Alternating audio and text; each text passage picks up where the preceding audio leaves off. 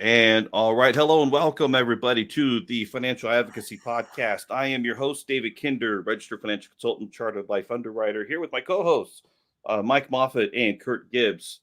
And gentlemen, I think we've got a really hot topic here that has been in the financial industry news, the insurance industry news. We're going to talk about, and by the we're going to talk about it based on a Wall Street Journal article, but we're going to talk about conflicts of interest and fiduciary duty. This is a big topic. Let's start off with some opinions. Mike, what do you think about fiduciary duty and how they frame it as best interest and things like that? Of course, I just framed that question a certain way, but let's get your real opinions out. But that's okay. I like I say about everything. I feel like fiduciaries do have the best interests of their clients in mind, but sometimes we don't always know what we don't know, or there's things that we can't necessarily disclose because of rules or regulations that we're not allowed to talk about. So while most fiduciaries, I believe, do honestly have their client's best interest at heart, it may not be all that it's necessarily cracked up to be or believed to be with being a fiduciary, because there's definitely things that could be overlooked or left out, even just based on the rules and regulations of what you're allowed to talk about or not talk about as a fiduciary. So there is some almost missing pieces in there, even as a fiduciary, I guess you could say. There we go. Perfect. Kurt, what are your thoughts on that? I would probably echo, a lot of just what Mike said about the whole fiduciary, responsibility and topic that's, obviously become such a hot topic in recent years. And, when you go back several years to, doing what's best and your client's best interest, it was seldom talked about, if ever talked about. It was just a responsibility that you as an advisor had, and you felt like you were doing what was in the best interest of your client always. I don't know that it's changed dramatically. I think the industry once again has kind of put a spin on things that have put a lot of advisors and agents in difficult situations. Really, based off of their opinion and not what's actually in the best interest of a particular client situation. So it's a huge topic that's obviously draws a lot of question and concern, but definitely one that needs to be addressed. Definitely, you guys are far nicer than I am on this topic. Here's what I'm going to say right now for the record. Fiduciary duty is a joke and is a hoax being perpetrated upon the American people. There, Well, I said it. That's fair. Okay. All right. Now, here's the problem. I got to back all that up, right? So I'm going to go back in time before we talk about the Wall Street Journal article, which I have up. I'm ready to share it on the screen. Let's go back in time to, let's just say, the 60s, 70s, and 80s. And I'm thinking of, and for, let's just using a movie reference, I'm thinking about the movie Pursuit of Happiness. Now, that's one of my favorite movies of the financial services industry. Chris Gardner having the struggles. He actually was homeless for a while and trying to get a position with, at the time, the firm was Dean Witter. And, he finally, he made good, and he was able to, out of the internship, actually secure a position. Now, there's a speech about him that he gave, I don't know how many years ago, but it is on YouTube. And in there, he talks about cold calling people in Texas because, bunch of oil. In fact, they don't call it oil. They call it oil. They're in the oil business. That's right. That's the way they talked about it. And so he got this one client. And remember, Chris Gardner is black. Okay? Let's make sure we got that out there. Anyway, he's calling this client, and he said, and this client, the client's giving him all kinds of racist jokes. But at the end, he would say, give me 50,000 shares, whatever you're calling me about. Click. Now, if you got paid 50 cents a share for every single share you sold, 50,000 shares, he's going to laugh at the racist joke for 25 grand, right? No problem. Okay. Anyway, the story goes on from there. But back then, there was a lot of incentive to move particular individual stocks. And the motivation was earning a commission and helping people making money and stuff. That was part of it too. But we've really transitioned away a lot from that stockbroker business model. That's really not the way anything is done anymore today, at least as far as I can tell. We don't have market makers, at least to the general public. I think if someone wants an IPO, they're going to figure out, oh, Facebook just launched their IPO, or whoever else, they're doing their thing. And people probably buy that through discount brokerages, or they might call up their broker and say, hey, can you put some money towards this? But it's an older business model. Really doesn't apply much today. Today, we're looking at what we call assets under management. Usually, how much of your assets can I bring into my advisory practice, my firm, my whatever it's going to be called? And the question is, how much of it can I keep under management? Right? That's usually what it is. Can I keep it under management? And what's interesting is that it's perceived to be in the client's best interest, because if I can help you not lose in your portfolio and help you not spend it as much, you'll have more money. That's a pretty fair way of thinking without going beyond that. They're looking at rate of return, looking at how can we keep things in-house. So when we look at, I'm going to bring up this article here. This is the Wall Street Journal, directly from their site. Now, there's also other links, like MSN has a version. But fee-based advisors sometimes recommend drawing Social Security early and holding on to mortgages. Why would they do that? Well, they want to keep as much money preserved as possible. That's their business model. Plus, they believe it is on the best interest of the client to be on their side of the table, so to speak, that I want to help preserve all that. So let's get the Social Security early without considering that when the first spouse passes, they only get the highest of the two checks, not both. So there's Social Security planning issues. Mortgages, holding on to mortgages rather than paying them off. Well, we'll plan another episode about mortgages. I've already got that material planned. So there's other things there. That'll be a fun one. You guys have read this article. Oh, go ahead. What was that, Mike? No, I was just going to say that'll be a fun one too. Yeah, well, I got another Dave Ramsey clip. I swear I don't look for these things, but they show up for me. So I'm like, when I see them, I got to download. They just happen to appear. Yeah, I don't know what the deal is. I'm like, I don't think about them, but he wants me to think about them, I guess. So, but the fee-based structure can tempt advisors to make recommendations that maximize the portfolio balance, even when doing so isn't in a client's best interest, according to academics and researchers. And we have a number of people, especially from the American College of Financial Services, that contributed to this article. So, and while fee-based compensation is generally considered less prone to abuse than commissions, but we're still seeing some behaviors among fee-only advisors that also represent clear conflicts of interest. And so what I'm finding, and what I believe, is that especially with the Department of Labor, they're promoting this fiduciary duty for everybody working with retirement accounts. And there's just the whole mantra of, we're fiduciaries, we have to treat you right. It's required by law. I'm like, according to what? It's according to your business model. And yet there's unspoken conflicts of interest. I've written about this on various blog articles I've got, that it's all about, it really is about them being a fiduciary securities advisor, not necessarily a fiduciary holistic advisor. And most fiduciaries, they have no idea what's really possible if they would incorporate annuities and life insurance into their recommendations. All right, that was a long diatribe. What are your thoughts, guys? But it's I mean, it's true. I mean, everything you stated there is true. Everything in this article, is carries a lot of weight, I think, from peer to peer and within the industry about, how things are looked upon now. Yourself, David, how many times do you see, advertisements for, whether it be an individual firm or an organization that really wants to promote how many assets under management they have. Mm-hmm.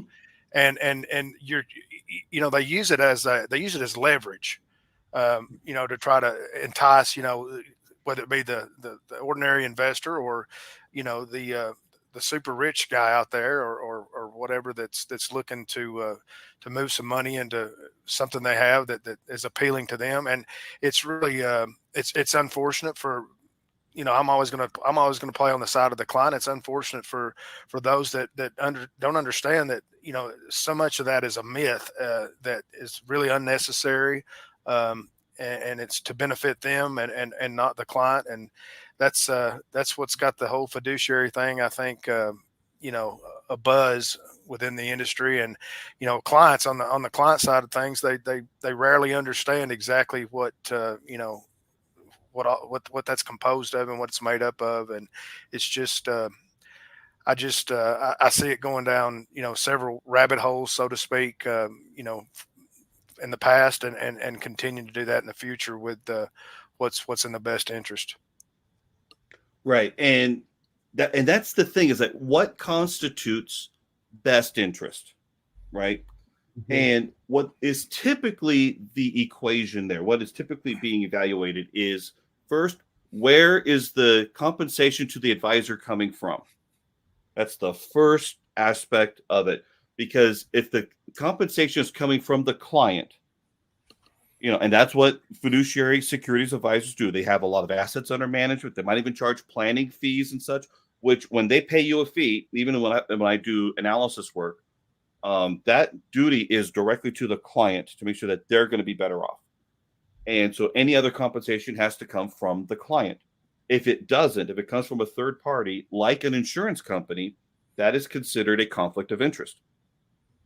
And almost regardless of the size. But what's interesting is that with assets under management, let's just take the industry rule, which is usually 1% goes to the advisory firm. And if there's a lot of different advisors, a portion of that 1% will be shared with the actual individual advisor. But that's 1% per year in perpetuity, each and every year, regardless of the performance of how those accounts work. It's ongoing. And it's a beautiful thing because, and I say that because for the advisor, you are their annuity. You get your portfolio is paying them ongoing, which means they can get away with serving less people, right? Most advisory firms per individual, they probably limit them to maybe 250 families, 250 households, and that's probably on the larger side of the limit. Some might limit them to like 100, 150. Because the more families you have in that relationship, the more liability you can have, just by the odds of anything happening. Someone might complain at some point. So if you limit the number of people you serve, you limit your liability. So that's an impact. So the fiduciary duty ruling, by essence, it's going to limit the offerings. It's going to limit how many people we can serve, because we got to limit our liability. Because they can, and the only way that they can enforce this thing is through the court system. They have to sue you or raise a regulatory complaint and say you didn't fulfill your fiduciary duty based on whatever it was. And that's a problem to me. Now, for me, I've already taken steps because I have no problem trying to advise someone in their best interest. Best interest is not a problem for me. The problem is proving it, maybe. I don't mind writing everything out. Here's where you're at. Here's where we could be. Do you want to do it? Yes or no? And then from there, it's just making sure that everything is going to help the client be better off. But to be held fiduciary responsible at any time in the future, it will limit how many people I work with. It will limit how many companies that I work with, because the more companies you represent, well, what if there was one other contract that could have been a little bit better off than the one you recommended? You can't be an expert on them all. So by default, you have to limit your offerings. Right now, essentially, I work with 4 companies, and I don't plan to deviate from that unless there's one-off thing, and I ask for advice and make sure that we're doing what's right to position the client in the best way possible. And I know that's what you guys do too. We limit the companies we work with, and we'll go outside of them when something arises and we figure out that there is one more thing. We'll add that into the mix. Yeah, and I think there's also an argument that continues to raise its head up about what really constitutes the need for actively managed money or even assets under management in a person's portfolio. There's several instances where that I think people are unnecessarily put in harm's way, if you will, with actively managed money, because they simply do not have enough assets accumulated to need that, and it's not going to be an issue, going forward, as they approach retirement. That it's just it's unnecessary. But I think that gets it back into advisors that kind of they embrace the fact that they are quote unquote this fiduciary, and that they're the only ones that can make those recommendations, or that they actually do know best, when in fact it just isn't the case in all instances. And by the way, there's a lot of pride that comes out, and I don't mean that in the negative way. I would take great pride in the fact, if I'm offering institutional asset management services and everything, and the higher your balance gets, the lower the fee could be, which we rarely talk about that, but there is often tiered fees, and they start tiering when you have $1 million or more. Then there start being some breakpoint discounts on your ongoing fees. But it depends on how the advisor's thinking.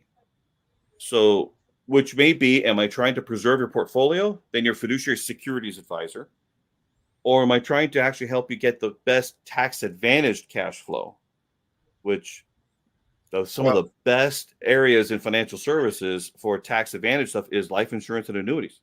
Yeah, and I think, and that's just exactly what I was going to bring up next. Was that's the side of the equation that, for the most part, not everyone. We can't lump everyone into the same aspect of seeing things the same way. But the tax issue is always going to become, for me, and I know for you guys as well, that's going to be the first and biggest issue that most of your clients are going to deal with and need the most understanding with. And I think that's what separates our group. I think that's what separates our strategy from anyone else, is that is our focus. And it's always, it's not about that getting up that mountain to the top of that peak. It's about that distribution side when you're going to need that money. Yeah. So again, it's not always about necessarily how much you have that's important, although it is important in a certain sense, but it's how it will spend that could be more important. So having money in the right place could be more important than having more money, depending on where it is. So, just because you have more money doesn't mean it's in the right place. So where your money is more important sometimes than what it could ever potentially earn because of how it spends. Yes. Yeah. And it kind of gets into a conversation, it's we've always heard, the seed versus the harvest, example. And so many times, another somewhat of a myth out there, depending on where you're at in your retirement dollars and where you're at from a taxable stance. There are a lot of instances where it just does not matter whether it's seed or harvest. It's going to be the same at the end.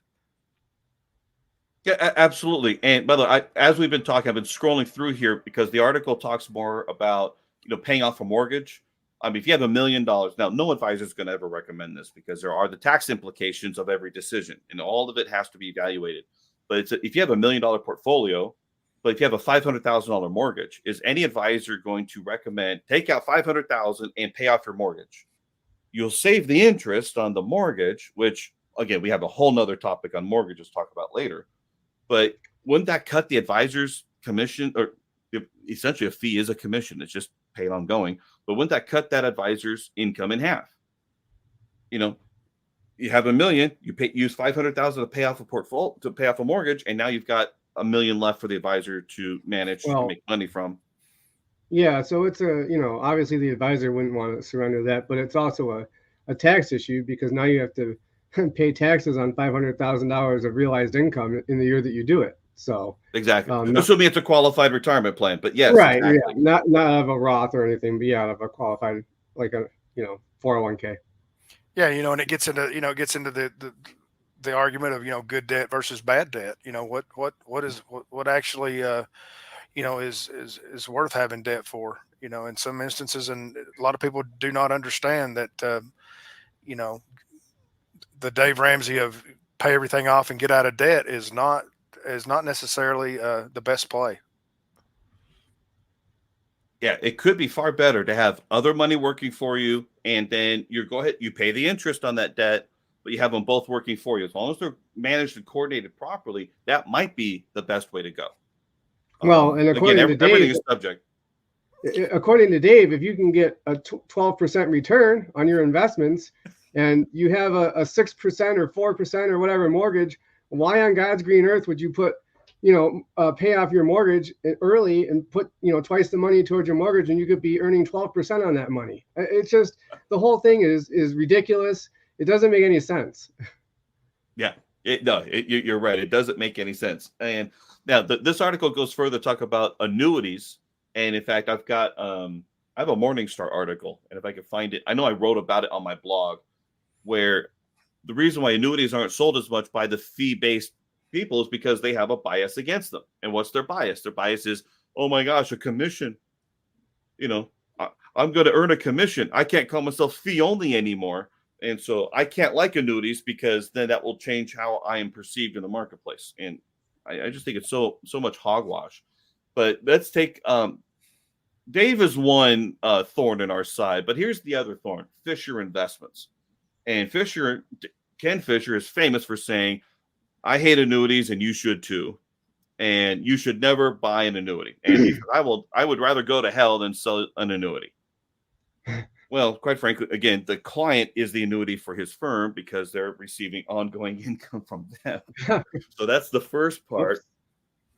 But here's the other fun part. So I'm going to stop sharing that screen and I'm going to share my other screen, because if there's somebody you don't want to piss off, it's going to be the former U.S. Comptroller General of the United States.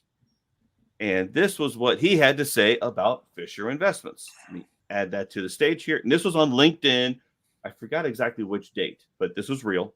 I am connected to David Walker. He says, I just fired Fisher Investments. They are not what they claim to be. They do not have performance-based fees, despite their strong inference to the contrary from their ads. They did not come close to beating the market in the past year for me. Last week, they lost 2.5 times more than the market. They had at least 8 total dog stocks in their standard portfolio. In addition, their bond duration is too long given the current market conditions and expectations. I mean, he just eviscerated them. He obliterated them. Yeah, just crazy. Now, that doesn't mean there's a whole run on Fisher Investments. It just means there's certain people you don't want to piss off. And he's one of them.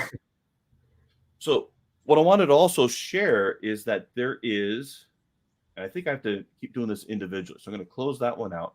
Let's talk a little bit about how the regulations work with RIAs and registered investment advisory firms. So first, I'm going to share a screenshot. All firms have to complete the ADV, and don't ask what ADV stands for. I just remember this is what it is. It sounds terrible to say it that way, but it's true. So this is one of the questions. It says other business activities. In this item, we request information about your firm's other business activities. And so you check off which ones you have that you're trying to disclose. Again, this is all about disclosure. What else are we doing besides investment management? So in this one, they do not have a broker dealer. That's commission-based securities advice. We're talking about fee-based. Mm-hmm. They don't do that. They have some people who are registered representatives of a broker dealer. So they're an investment advisory firm. They have numerous people contracted with them, but they may also be contracted with the broker dealer. That's on them, but they have to disclose, hey, we've got some of those people. The third one, commodity pool operator, commodity trading advisor. Okay, they got some of those people. Forget number 4, but number 5, real estate broker, dealer, or agent. That makes sense. Some people are involved in that business. And number 6, insurance broker or agent. And then I'm skipping down to number 12, accountant or accounting firm. But there's so many different other businesses that are outside that core business. It has to be disclosed. It's all part of the brochure rule. So what does that look like when they disclose? So I'm going to close that one out and show a sample disclosure. And you'd think I'd have this quicker by now, but that's okay. There it is. Add there. So here's what the firm's brochure says. And the brochure is something that has to be given either like 5 days before the client invests, or there's a different cancellation. There's different rules on this. I don't remember them all. And obviously I blacked out which firm this is. Not that it's bad, but I don't need to hear from anybody. But one investment advisor representative of the firm is a licensed insurance agent as well as owner of an insurance business. As the owner of an insurance business and licensed insurance agent, he can offer insurance products and receive customary fees from insurance sales. I thought it was interesting. They called the commission a customary fee. I like the spin on that, but I thought that was fun. This business is independent from our firm's investment advisory services. So this is separate. However, a conflict of interest can arise. These insurance sales creates an incentive to recommend products based on the compensation earned. To mitigate this potential conflict, whoever this is will act as a fiduciary, will act in the client's best interest. Now, they didn't specify what that best interest looks like. But again, as we've talked about it, we just want the client to be better off. And we want to make sure that whatever we're putting in place, the client is going to be well off. And, and a lot of that and peace of mind is part of that. Knowing that their money is secure, they've got a benefit they can't outlive, whatever the function of an annuity contract might be. And so, there's just the conflict seems to be, and they don't acknowledge their own conflict of interest because actually I think they're kind of bad at math. So if the annuity commission, let's suppose one of my favorite annuity contracts pays me about 6%, maybe 6.5%. And if you're a really good advisor, good producer, you're doing a lot of business with a particular company, they will increase your compensation accordingly because you're bringing them a lot of business. This is a business. It's an industry. But one of my favorite ones, it pays me about 6.5. Let's just call it 6.5. If we put $100,000 in there, I will earn a commission of $6,500. Okay. And the question is, does that all fit in everything? Yes, it does. But when you disclose a commission like that, often for consumers, the commission is off-putting because it feels like you're earning so much more on their money. And how much work did you really put in? Here's the real answer for every advisor that's going to listen to this, which we have a lot of advisors up front right now.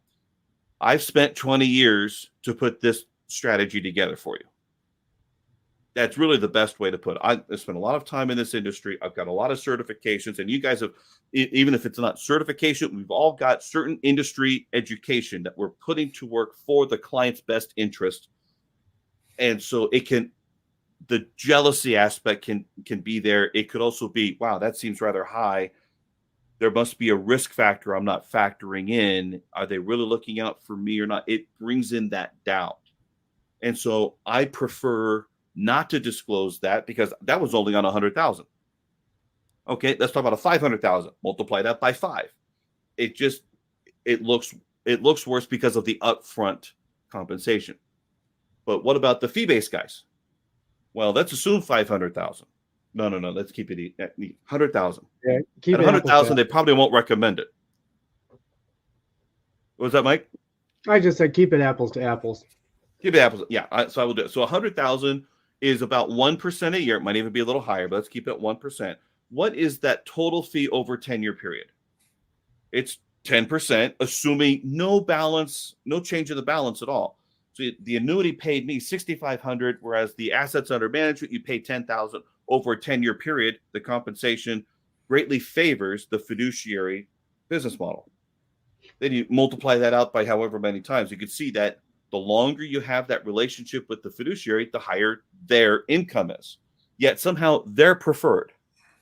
And they have the preferred compensation because the money comes from the client, not necessarily from the insurance company. And that's where the biases and everything comes in. Go ahead, Mike. To be fair, I think that from an advisor or even a client perspective, mainly from the client perspective, for an upfront fee, you're looking at $6,000 or $5,000 or whatever versus only $1,000. So initially, it seems like the fiduciary is helping the client more because they're earning a lower fee up front.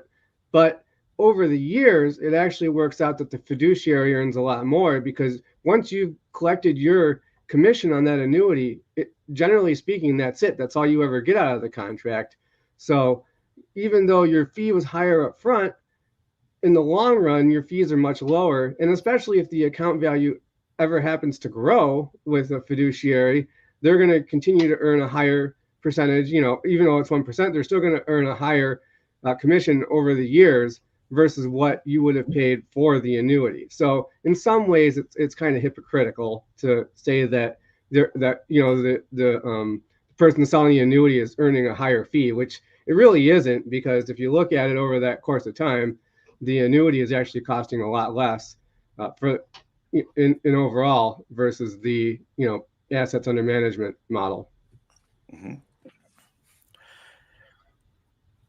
Yeah, I think, come on, Kurt, you got some. There we go. Well, I'm just, it just makes me think about just like we talk about the tax code, for instance, and what, what's in the tax code, and the ability to use it to your advantage is up to you entirely. And there's things in the tax code that very few people know about that can be used to, to create, tax exempt income. And, we know all the places that you can do that. I think with the fiduciary situation and really the way numbers are kind of massaged, so to speak, with advisors that charge fees, it's somewhat similar in the fact that, we're just going to tell you what you need to know, and anything else you want to know, then you kind of got to find that out on your own, which is kind of, opposite of what we do. We always, try to explain to the client that here's where you're at, here's where you really want to go. If you understand your problem, then we can help you with that. But, you're in this product, you're in that product, and it's not going to do what you think it's going to do because, your advisor may have told you this or told you that. It's all about the understanding, I think, of where you're at and where you want to go. And whether it be from a product perspective or understanding where it's at, you've got to weigh in all those variables, and hopefully that you're going to be working with someone that's going to have your best interest, once again, your best interest in mind, and not the book of business that they have that grows and continues to pay them a stream of income, off of your assets year after year, whether it goes up or down. Is a big factor, I think, in how successful people are in retirement, and how successful, the advisor that's doing things the right way is. I'm all on that. And yeah, it's just the perspectives and helping clients making informed decisions.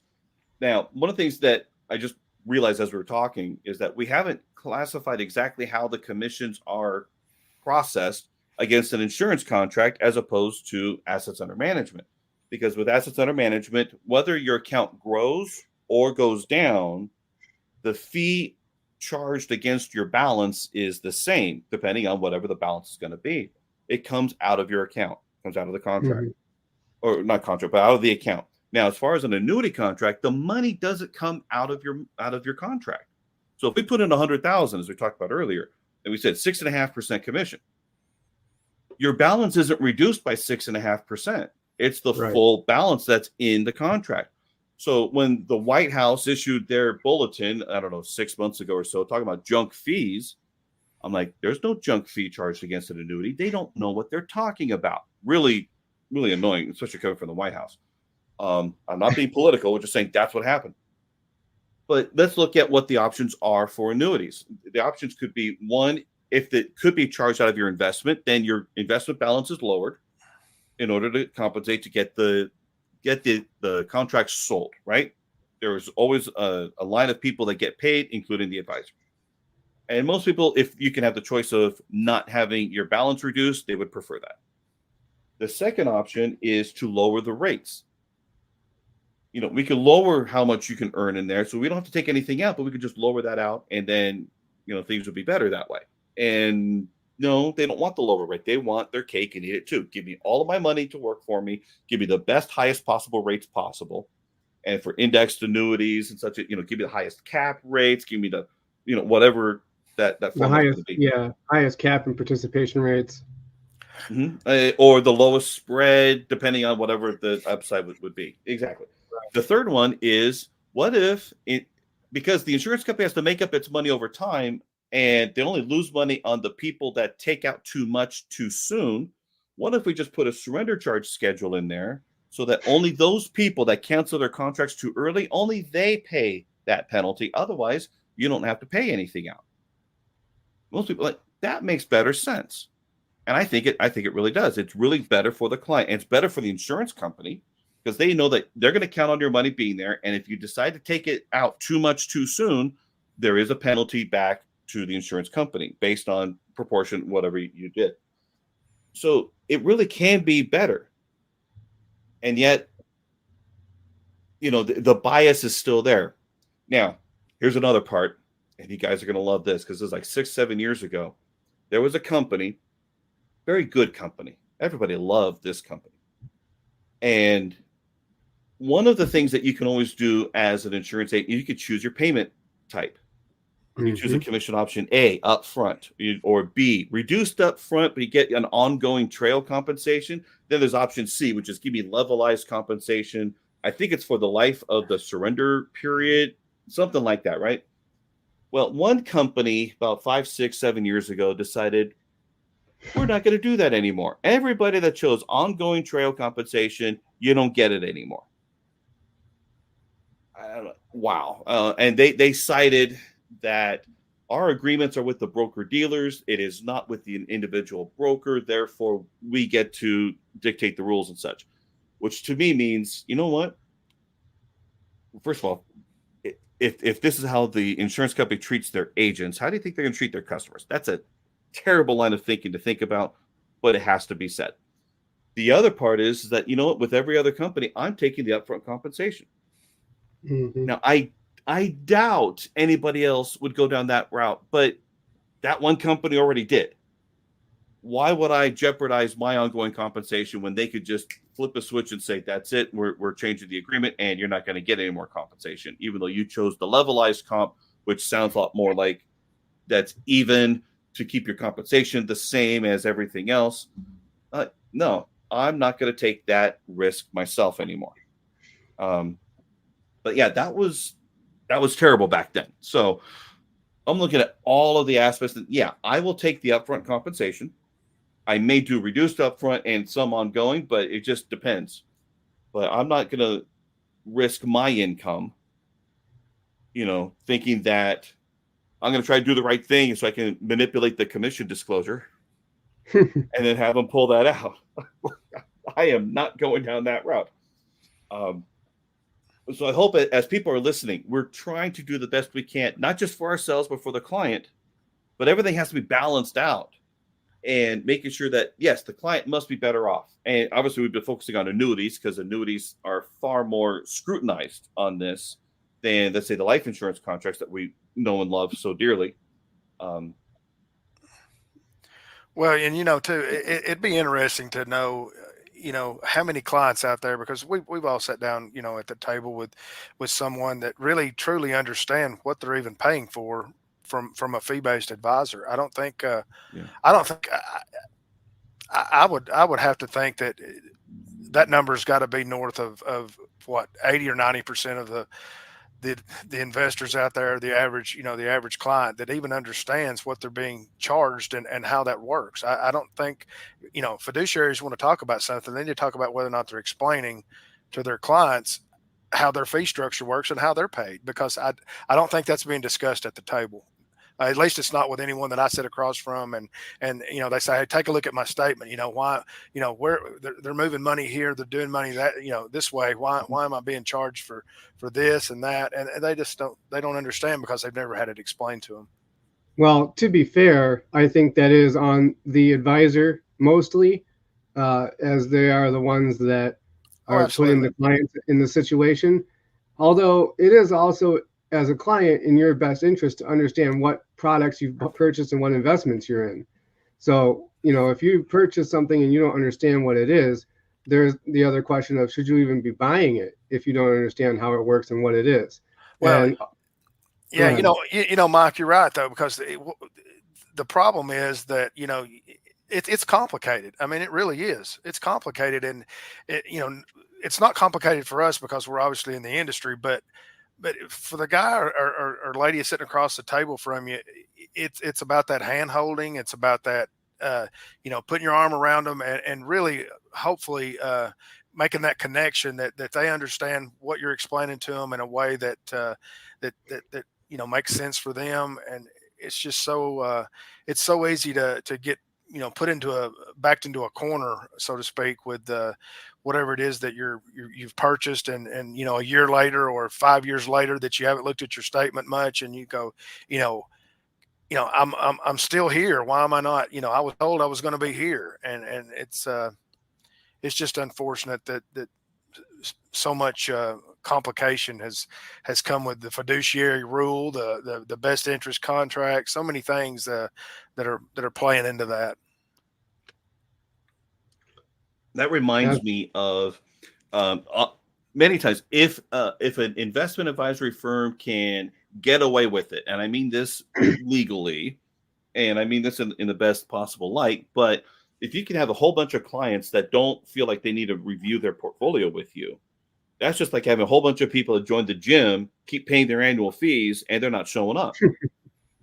The advisor would love it as long as they can document their file. We have sent out a postcard. We have made these calls for review, and they're not responding back. Okay, I did my part. My file has been documented well.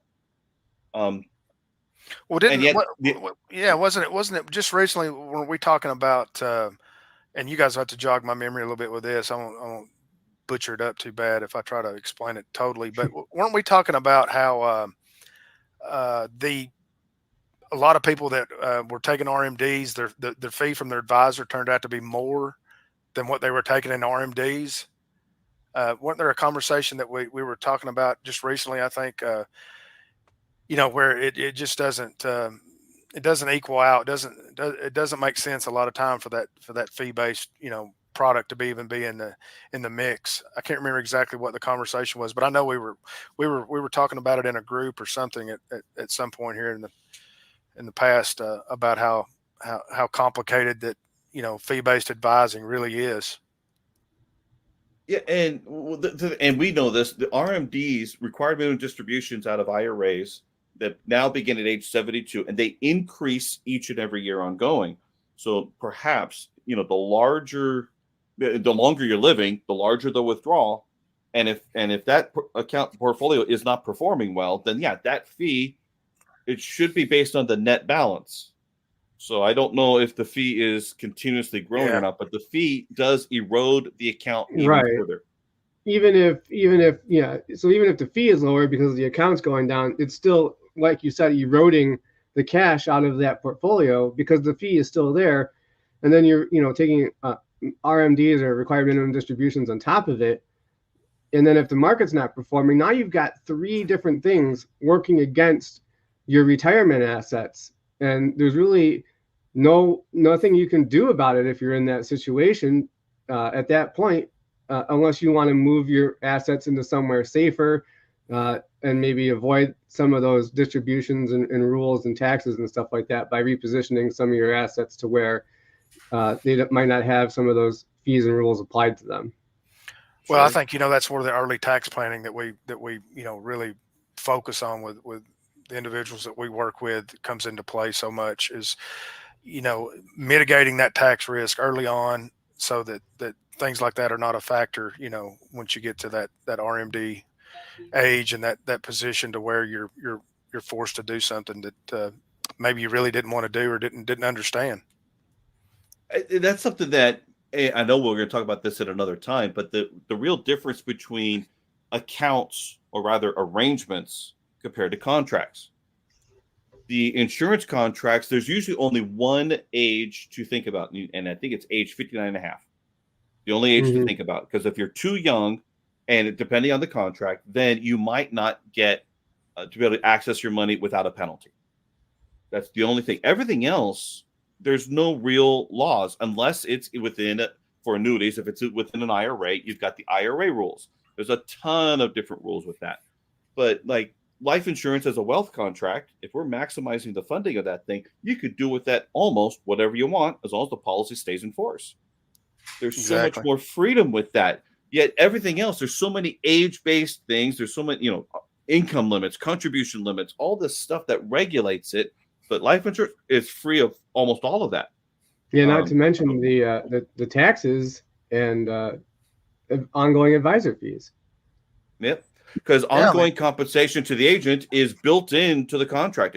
It's already there, and it doesn't affect whatever promised benefits that were already illustrated. Yeah, go ahead, Kurt.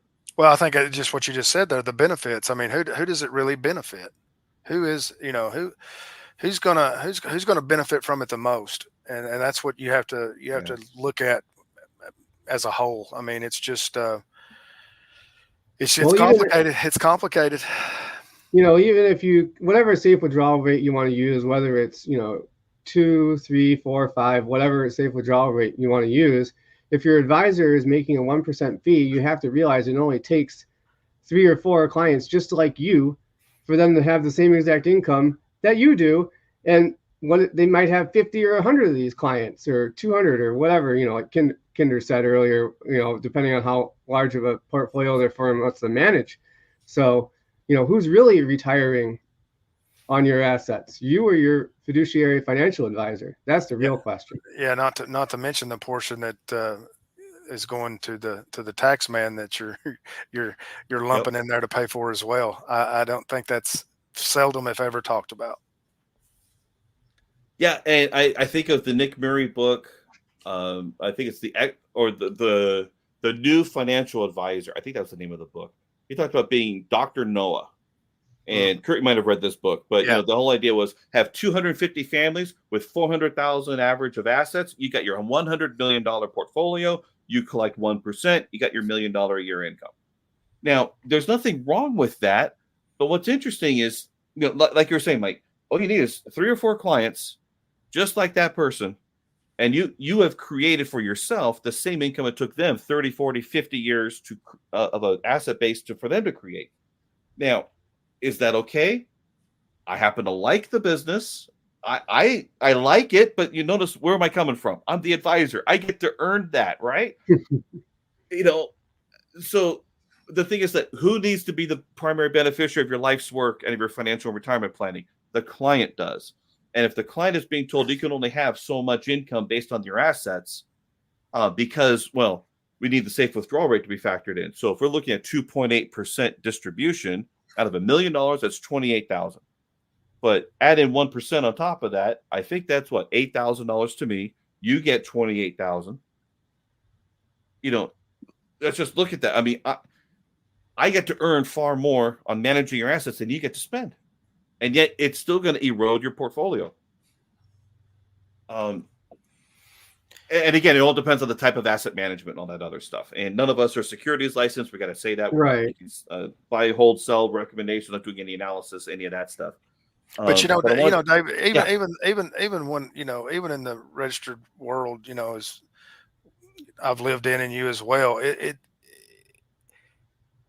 it's bad to think that the industry and some of the companies out there and things were so focused on really training you to come up with that big pile of assets under management, so that it benefited the company and you better than it did your client. Because I think that's I think that's who's always left behind, and I think that's the reason I got out.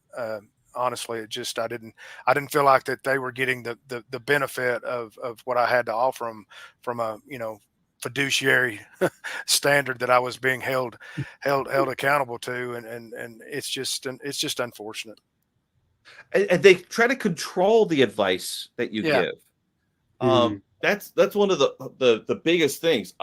When I look at these other firms, and I'm not a member of them at this time, and it wouldn't be hard for me to do with one of the designations I have. It's a Series 65 exempt designation, which means I don't need to take another exam.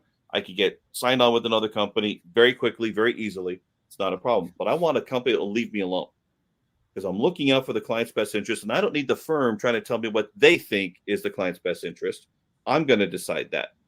And some people might say, wow, that's kind of dangerous thinking. Well, it depends on how you're thinking, isn't it? But which leads me to, there are 4 different kinds of fiduciaries out there.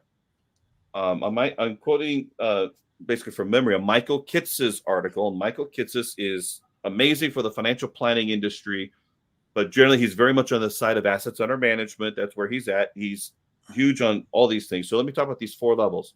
The first one is the Series 65 level, which means that you have assets under management for that money. We're going to be a fiduciary advisor for you. Going to make sure we recommend only the things that are in your best interest.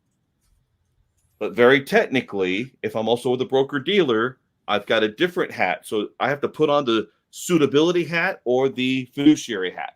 And this is the way the lawmakers look at it. They think that, you know what, you're picking which way you want to treat the client based on, do you want the commission or do you want the assets under management? Quite frankly. Okay, we're resuming again. I had some internet connection issues. Go figure. Anything that can go wrong will go wrong, but we're okay. We will adjust and adapt. But we were talking about the 4 different levels of fiduciary, and one of them being the Series 65 investments under management person that I will give you fiduciary advice over here. But if I'm also with a broker dealer, it depends on which hat I want to wear. That's the way that the lawmakers look at it. They say, you've got your choice of the type of care you want for your client. And quite frankly, I ain't that smart. You know, I just figured whatever I can do to make the client better off, that's all I'm going to do. The second level is what is often talked about in the fiduciary ruling that they're looking at. They call it best interest contract exception, which are basically saying you're going to be acting as a fiduciary and recommending your insurance contracts, but it's an exception to the regular rules because you're going to get a different kind of compensation, better disclose it all that stuff. But again, that's assuming I'm going to treat you differently because of your retirement assets than your other assets. And again, I ain't that smart. However, I can reposition somebody. That's the best way to go. The third one is the CFP requirement. And CFPs always hold themselves out as a fiduciary, which, quite frankly, it should be with an asterisk that says, you're a fiduciary based on my business model. Because they're generally going to be recommending things that fit how they work. They don't necessarily know that much about life insurance as a culture of CFPs that I normally run across. There's still a few that definitely know the life insurance business, but generally as a culture of CFPs, they're all for assets under management. They're all for the lowest commission, the lowest income plan. To me, is obviously in your best interest. That's where they're coming from. The fourth level of fiduciary is self-proclaimed. If someone says I'm a fiduciary, you're going to be held to that standard.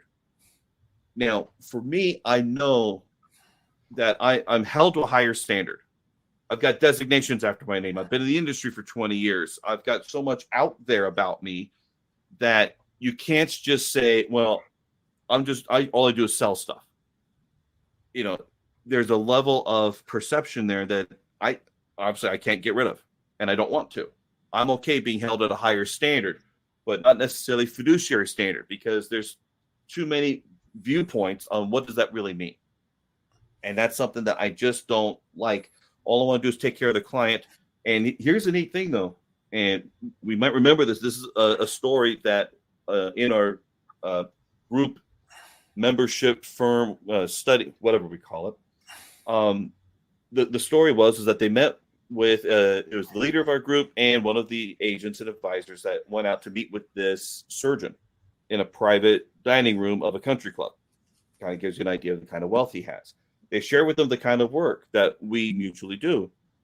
And at the end of it, not only did the surgeon say, I will give you everything that I have to put into the strategy, and we'll put $100,000 additional on top of it.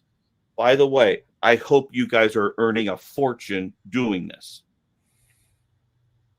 That's the right client. I want the client to realize that the better we do, as long as they know that we're working on their best interest, and I mean that in the true natural sense, not the legal sense, just the true natural sense. I want the client better off.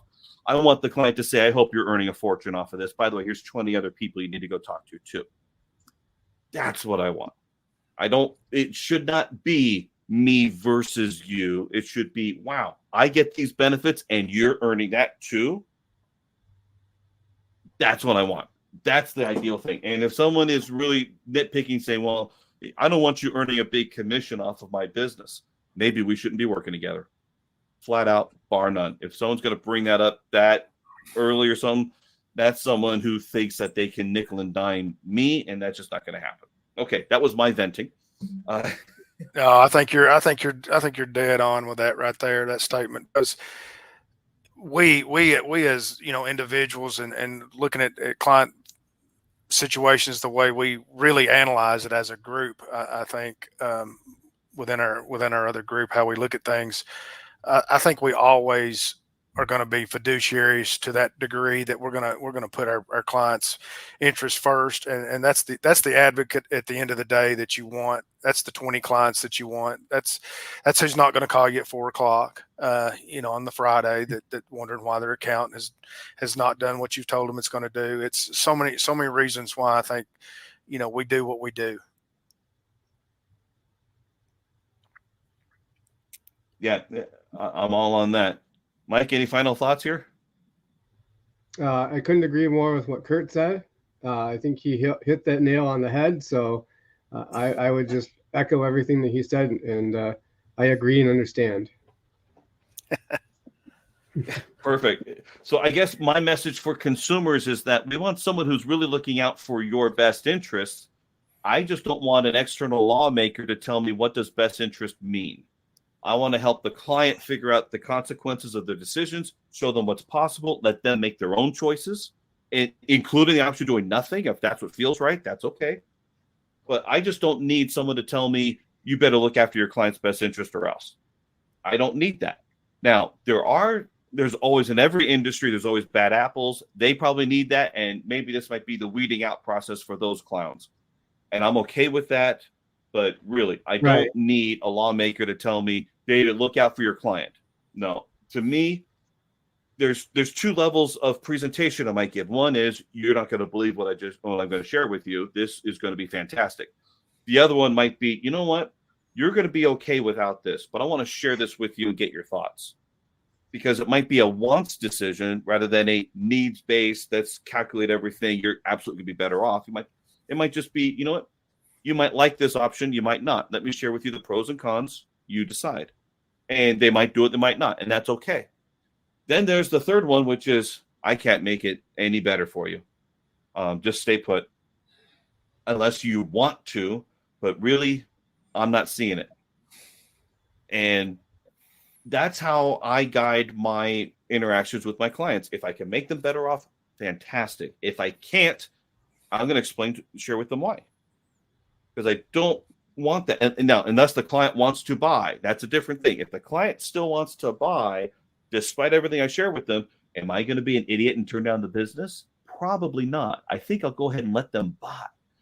But I'm going to document that file that says we explained all the options. They still chose to buy. It's going to be more or less on the client, despite everything I shared. So I think we work that way. We want the client better off. Oh, absolutely. So, absolutely. Mm-hmm. Right. And like you said, I think, even when you said what you just did there about, you might even advise the client not to do it, but if they want to do it anyway, as long as you document it and they want to still participate, I mean, at that point, that's on them, but you should definitely let them know if you think that something else might be in their best interest. That's more of a fiduciary responsibility than anything else that I could think of is telling the client exactly what they shouldn't do. Now, if they go ahead and decide to do it anyway, well, that's on them. You can't always fix stupid. So, well, and everything. Yeah. No, hold on. No, we're going to battle that one out because I'm not ever going to tell a client who wants to buy that's going to be stupid. Well, I didn't say to tell them that, but you can't always fix them. No. Everything has implications. Everything has implications. Exactly. Yeah. So, no, I never want to share. And this is something else that happens in the industry, which is I'll never share a report that says like 12 mistakes that annuity buyers make. I don't want to make people feel inferior or stupid or less than for having made a decision. I just want to make sure that they understand the full consequences. And right. But I'm still not going to stop someone from buying. The only time I would stop someone from buying is if, quite frankly, I can't get along with them and I never want to see them again, and I'll just cut it off. There wouldn't be a recommendation. It would just be like, I don't think this is going to work. Wish you well. And that's more of a personality attitude thing than it is a recommendation thing. Yeah. I mean, in reality, I have actually sat with clients, not necessarily with everything that we're talking about, but in other situations and said, you know what? We're just not a good fit, and there's nothing that I can do that could put you in a better situation than what you already have. So, while I would love to help you, there's really nothing that I could do to help further you in your situation. You're already in the best place possible. Now, again, if they still decide they want to do something else, that's on them. But yeah, I've done my duty, and I've advised them that they already have their, everything that they need, and that they're in the best possible place they could already be. And I wish that lawmakers knew that more people work this way, or at least I hope that they believe that more people would work this way. We don't need to be told that. We already know that we don't want a disgruntled client. I don't want an unhappy client. There's already the risk of lawsuit, regardless of whatever duty you have. Of course, they'll accuse you of fraud, they'll accuse you of misrepresentation and whatever else. I don't need any of that. I want the client better off in understanding all the terms, conditions, and everything regarding the contracts we're talking about. So we don't need additional laws. I wish they would know that, but no, they want to look out for the public. It's probably for an election purpose. Say, I helped spearhead this legislation, whatever their motivation is. Well, I wish they'd leave us alone. A lot of times I feel like a lot of these regulations and laws come about because of one bad actor in our industry, that then now there has to be all these regulations because, that makes the headlines. Ruined it for everybody else. Yep. And there's plenty of headlines out there of people who have become or were finally discovered that they were doing criminal activity. But criminal activity is criminal activity. You don't need fiduciary versus suitability. If you've got fraud is fraud no matter what you call it. Exactly. I've got a blog article that fiduciary duty is like a restraining order. It just tells you where to look for the body. It does not necessarily protect you in the moment. It's True. It's a terrible way to think about it, but it really is true. And of course, we always remember, we haven't said it yet, Bernie Madoff was a fiduciary. Now, I'm not saying all fiduciaries are like that. I'm just saying that you never know who you're working with. Hopefully, you're working with someone who does have your best interests at heart, regardless of the licensing, because the licensing doesn't matter. If you work with someone who's trying to really help you be better off, you're in a good spot for working with somebody who will give you the truth and help, and usually be a reserved advisor. They're not going to say, we're going to do all this stuff. It can be so. Anytime that they overpromise, you can almost count on they're going to underdeliver. So I already don't like that. Maybe they used a lot of sensational words and things already I don't like.